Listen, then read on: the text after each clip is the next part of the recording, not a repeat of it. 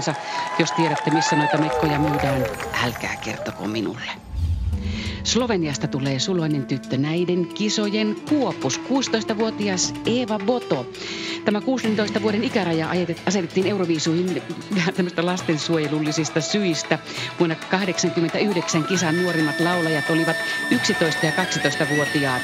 Toinen Israelista, toinen Ranskasta, mutta sen kisaviikon aikana nämä lapset väsyi niin kamalasti, että katsottiin, että pannaan nyt joku roti tähän hommaan. Alaikäraja on siis 16.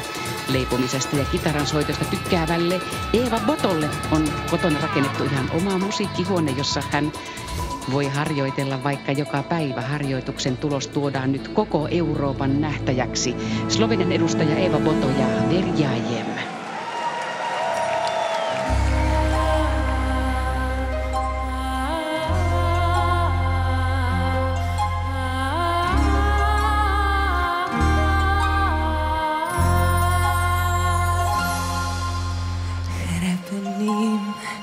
Isklobim čez nebo, rišem sonce pripostane za večnu noč u njegove sence, ki slovo jemljajo brez spomina z luknjami omedlani,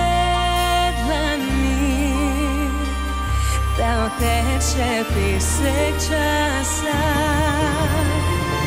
Verjamem, da znova ujela se bova in včeraj za zmeraj se vrne z reko luči.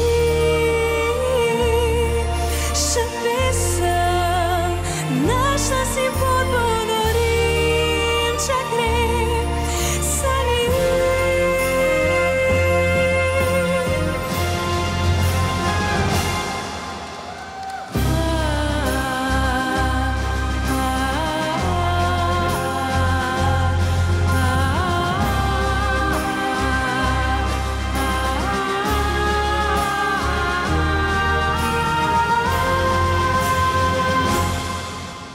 Čutim, da grem do dna, nemi glas pojo molu, vendar pa zavel mi ne bom, veter beli zastal. Verjamem, da znova ujela se bova in včeraj za zmeraj se vrne z reko luči. No dan, lačanje sonca in ne zlagan.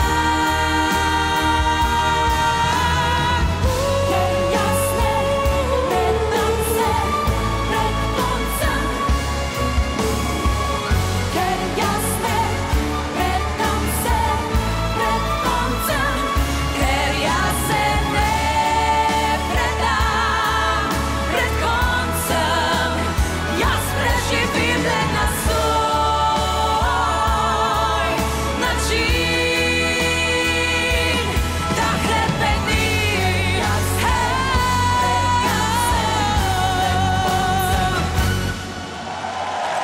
Tämän laulun säveltäjistä toinen, Harri Matahari, esitti Bosnia-Herzegovinan edustajana laulun Leila.